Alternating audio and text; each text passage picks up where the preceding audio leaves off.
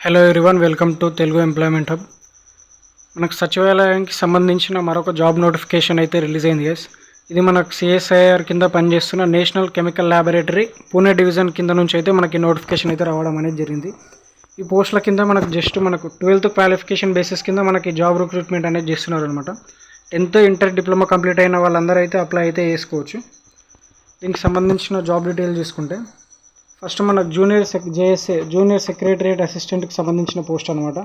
దీంట్లో మనకు 11 వేకెన్సీస్ అన్నిటి ఉన్నాయి. ఏజ్ లిమిట్ చూసుకుంటే 18 నుంచి 20 ఇయర్స్ మధ్యలో ఉన్న వాళ్ళు ప్రతి ఒక్కరైతే అప్లై చేసుకోవచ్చు.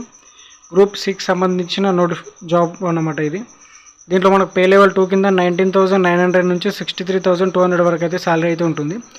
అన్ని అలవెన్సెస్ అన్ని కలిపి మాకు 30,000 to 35,000 వరకు అయితే శాలరీ అయితే రావడం అనేది జరుగుతుంది. దీని క్వాలిఫికేషన్ చూసుకుంటే 10+2 12th ఇంటర్మీడియట్ డిప్లొమా కంప్లీట్ అయిన ప్రతి ఒక్కరు అయితే అప్లై అయితే చేసుకోవచ్చు. జస్ట్ మన కంప్యూటర్ గురించి కొంచెం నాలెడ్జ్ ఉంటే సరిపోతుంది.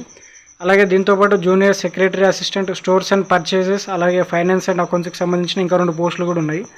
దీంట్లో మనకు స్టోర్స్ అండ్ పర్చేజ్ కింద చూసుకుంటే మనకు 4 వేకెన్సీలు, అలాగే ఫైనాన్స్ అండ్ అకౌంట్స్ కింద చూసుకుంటే 3 వేకెన్సీస్ అయితే ఉన్నాయన్నమాట. దీన్ని కూడా సేమ్ ఏజ్ లిమిట్ 28 ఇయర్స్ వరకు మీరు అయితే అప్లై చేసుకోవచ్చు అనమాట. ఏజ్ రిలాక్సేషన్ కూడా ఉంది గైస్, నేను చెప్తాను. అలాగే దీంట్లో కూడా మనకు శాలరీ 19,000 నుంచి 63,000 వరకు అయితే శాలరీ అయితే రావడం జరుగుతుంది. దీన్ని కూడా సేమ్ 10+2 క్వాలిఫికేషన్ అనమాట. ఈ జాబ్కి సంబంధించిన అప్లికేషన్ ఫీజు చూసుకుంటే జనరల్, ఓబీసీ, ఈడబ్ల్యూఎస్ క్యాండిడేట్స్ ఎవరైతే ఉంటారో వాళ్ళకైతే 500 అయితే పే చేయాల్సి అయితే ఉంటుంది అన్నమాట ఆన్లైన్ అప్లికేషన్ త్రూగా. Women, SC, ST, PWBD, ex servicemen, అలాగే సిఎస్ఐఆర్ పర్మనెంట్ ఎంప్లాయీస్ ఎవరైతే ఉంటారో వాళ్ళకైతే ఎటువంటి ఫీ అయితే లేదనమాట. ఫ్రీగా అయితే అప్లై అయితే చేసుకోవచ్చు. దీనికి సంబంధించిన ఏజ్ రిలాక్సేషన్ చూసుకుంటే 18 నుంచి 20 ఇయర్స్ మధ్యలో ఉన్న ప్రతి ఒక్కరైతే ఇంటర్మీడియట్ కంప్లీట్ అయిన ప్రతి ఒక్కరైతే అప్లై అయితే చేసుకోవచ్చు అనమాట. అలాగే ఏజ్ రిలాక్సేషన్ పరంగా చూసుకుంటే మనం ఎస్సీ, ఎస్టీ వాళ్ళకైతే 5 ఇయర్స్ అయితే ఏజ్ రిలాక్సేషన్ అనేది ఉందన్నమాట. అలాగే ఓబీసీ వాళ్ళకు 3 ఇయర్స్, పీడబ్ల్యూబీడీ క్యాండిడేట్స్ ఎవరైతే ఉంటారో వాళ్ళకి జనరల్ వాళ్ళకు 10 ఇయర్స్, ఓబీసీ, ఎస్సీ, ఎస్టీ వాళ్ళకైతే 13 to 15 ఇయర్స్ వరకు ఉందన్నమాట. అలాగే ఈ జాబ్కి సంబంధించిన సెలక్షన్ ప్రాసెస్ మనం చూసుకుంటే రిటర్న్ ఎగ్జామినేషన్ అనేది కండక్ట్ చేయడం అయితే జరుగుతుంది గైస్. దీంట్లో మనకు పేపర్ 1, పేపర్ 2 కింద 2 సబ్జెక్ట్స్ అయితే కింద సిలబస్ అయితే డివైడ్ చేయడం అనేది జరిగింది.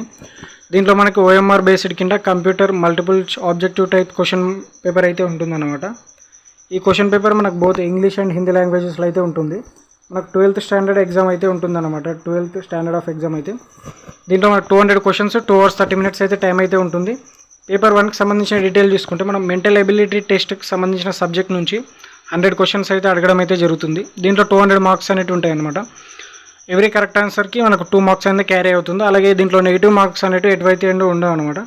ఈ జనరల్ మెంటల్ ఎబిలిటీ టెస్ట్కి సంబంధించిన సిలబస్ చూసుకుంటే general intelligence, quantitative aptitude, reasoning, problem solving, situational judgement topics గురించి అయితే మన క్వశ్చన్స్ అయితే రావడం అనేది జరుగుతుంది. అలాగే పేపర్ 2కి సంబంధించిన డీటెయిల్ చూసుకుంటే జనరల్ అవేర్నెస్ నుంచి మనం 50 క్వశ్చన్స్ అయితే అడగడం జరుగుతుంది. 150 మార్క్స్ అనేవి ఉంటాయి అన్నమాట. 3 మార్క్స్ ఫర్ ఎవరీ కరెక్ట్ ఆన్సర్కి 3 మార్క్స్ అనేవి క్యారీ చేయొచ్చు. అలాగే ఒక రాంగ్ ఆన్సర్కి నెగిటివ్ మార్క్ అనేది పోతుందన్నమాట. అలాగే ఇంగ్లీష్ నుంచి కూడా same 50 questions, 150 marks, 3 marks for correct answer, 1 mark for negative wrong answer అనమాట.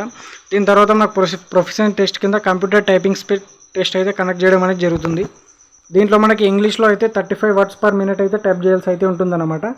హిందీలో అయితే 30 words per minute అయితే టైప్ చేయాల్సి ఉంటుంది అనమాట. మనకు 5 నుంచి 50 minutes అయితే టైం అయితే అలౌట్ చేయడం అనేది జరుగుతుంది దీనికి సంబంధించి అయితే. అలాగే దీనికి సంబంధించిన మెరిట్ లిస్ట్ ప్రిపరేషన్ చూసుకుంటే కంప్యూటర్ టెస్ట్ ఎవరైతే క్వాలిఫై అవుతారో అది క్వాలిఫై అయిన తర్వాత మనకు పేపర్ 1 అయితే ఎగ్జామినేషన్ అయితే కండక్ట్ చేయడం అనేది జరుగుతుంది. ఆ ఎగ్జామినేషన్లో మినిమం కట్ ఆఫ్ మార్క్స్ అనేవి పెడతారనమాట. ఆ మినిమం కట్ ఆఫ్ మార్క్స్లో మనకైతే ఎలిజిబుల్, ఒకవేళ మనకు దాంట్లో క్వాలిఫై అయినామంటే పేపర్ 2కి అయితే మనకు ఛాన్స్ అయితే ఉంటుందన్నమాట. పేపర్ 2లో వచ్చిన మెరిట్ లిస్ట్ని బట్టి అయితే మనకు జాబ్ పోస్టింగ్ అనేది ఇవ్వడం అయితే జరుగుతుంది అనమాట. దీని తర్వాత ఫర్దర్గా మనకు డాక్యుమెంట్ వెరిఫికేషన్ అయితే ఉంటుంది.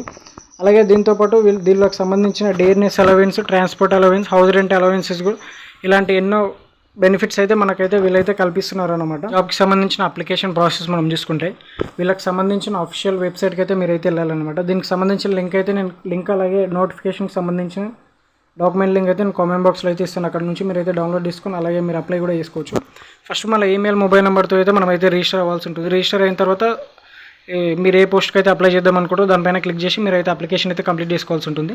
మనకు అప్లికేషన్ స్టార్టింగ్ డేట్ చూసుకుంటే మనకు April 7th నుంచి అయితే స్టార్ట్ అయిందన్నమాట. లాస్ట్ డేట్ చూసుకుంటే మనకు May 5th 5:30 PM వరకు అయితే మీరైతే అప్లికేషన్ అయితే చేసుకోవాల్సి అయితే ఉంటుందన్నమాట.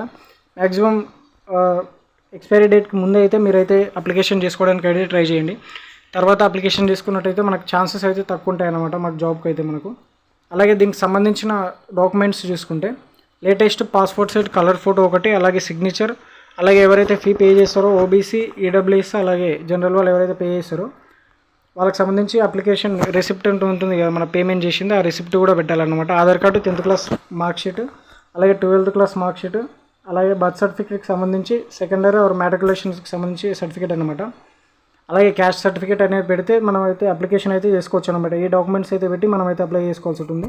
ఇండియన్ సిటిజన్ అయితే సరిపోతుంది, మనం ఈ జాబ్కి అయితే అప్లై చేసుకోవచ్చు అనమాట మనకు క్వాలిఫికేషన్ ఉంటే. దీనికి సంబంధించిన అప్లికేషన్ స్టార్టింగ్ డేట్ చూసుకుంటే మనకు 7th April 10 AM నుంచి అయితే స్టార్ట్ అయింది. లాస్ట్ డేట్ చూసుకుంటే మనకు May 5th వరకు అయితే ఉందన్నమాట. ఎలిజిబుల్ ఉన్న క్యాండిడేట్స్ అందరూ ఇంట్రెస్ట్ ఉన్న వాళ్ళు అయితే అప్లై చేసుకోవడానికి అయితే ట్రై చేయండి. ఇది పర్మనెంట్ సెంట్రల్ గవర్నమెంట్కి సంబంధించిన జాబ్ నోటిఫికేషన్ అనమాట.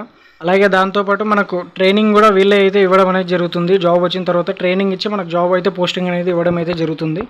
మీ ఫ్రెండ్స్ అండ్ ఫ్యామిలీ మెంబర్స్ మీకు సంబంధించిన వాట్సాప్ గ్రూపుల్లో కూడా వాళ్ళకు కూడా ఇన్ఫర్మేషన్ అయితే షేర్ చేయండి. వాళ్ళు కూడా అప్లై చేసుకునే ఛాన్స్ అయితే ఉంటుంది. ఈ జాబ్కి సంబంధించిన అప్లికేషన్ ప్రాసెస్ చూసుకుంటే నేను కామెంట్ బాక్స్లో అయితే లింక్ ఇస్తాను అనమాట, అప్లై లింక్. దానిపైన క్లిక్ చేయగానే మీకు వెబ్సైట్ అయితే హోమ్ పేజ్ అయితే ఇలా ఓపెన్ అవుతుంది. ఓపెన్ అవ్వగానే ఇక్కడ న్యూ అడ్వర్టైజ్మెంట్ ఇక్కడ మనకు కనిపిస్తుంది కదా, ఇక్కడ ఫస్ట్ నోటిఫికేషన్. దీంట్లో ఇక్కడ రైట్ సైడ్లో అప్లై నౌ అని ఉంది కదా, దీనిపైన క్లిక్ హియర్ ఉంది కదా, ఇక్కడైతే క్లిక్ చేసుకోండి. క్లిక్ చేసిన తర్వాత మీకు ఇలా పేజ్ అయితే ఓపెన్ అవుతుంది. ఓపెన్ అవ్వగానే దీనికి సంబంధించిన ఆన్లైన్ అప్లికేషన్ డేట్, అలాగే లాస్ట్ డేట్, దీనికి అడ్వర్టైజ్మెంట్కి సంబంధించిన కంప్లీట్ డీటెయిల్స్ అనేవి ఇక్కడ ఉంటాయన్నమాట. మనకు లెఫ్ట్ సైడ్లో టాప్లో ఇక్కడ మనకు 3 డాట్స్ కనిపిస్తున్నాయి కదా, దీనిపైన అయితే క్లిక్ చేసుకోండి. క్లిక్ చేసుకోగానే ఇక్కడ రిజిస్టర్ కనిపిస్తుంది కదా, రిజిస్టర్ పైన అయితే క్లిక్ చేయాల్సి అయితే ఉంటుంది అనమాట. ఇక్కడ న్యూ రిజిస్ట్రేషన్ అనే పేజ్ ఓపెన్ అవుతుంది. ఇక్కడ ఈమెయిల్ ఐడి, పాస్వర్డ్ అని ఇచ్చేసి మీరు అయితే రిజిస్టర్ అవ్వాల్సి ఉంటుంది. ఏదైతే ఈమెయిల్ ఐడి, పాస్వర్డ్ ఇస్తారో ఆ ఈమెయిల్ ఐడికి మనకు ఒక ఐడి అనే పాస్వర్డ్ అయితే వస్తుంది అనమాట. ఆ ఐడి పాస్వర్డ్తో మనం లాగిన్ అయిపోయి మనమైతే ఏ జాబ్ కావాలో ఆ జాబ్ సెలెక్ట్ చేసుకొని మనకి సంబంధించిన ఎడ్యుకేషన్ క్వాలిఫికేషన్, ఫోటోగ్రాఫ్, సిగ్నేచర్, అలాగే అన్ని డాక్యుమెంట్స్ అయితే అప్లోడ్ చేసి మీరైతే మీ అప్లికేషన్ అయితే సింపుల్గా అయితే మీరు ఇట్లా అయితే అప్లికేషన్ అయితే పెట్టుకోవచ్చు అనమాట. మీ ఫ్రెండ్స్ అండ్ ఫ్యామిలీ మెంబర్స్ కూడా ఈ జాబ్ ఇన్ఫర్మేషన్ గురించి అయితే షేర్ చేయండి, వాళ్ళు కూడా అప్లై చేసుకునే ఛాన్స్ అయితే ఉంది కాబట్టి. Thank you for watching this video.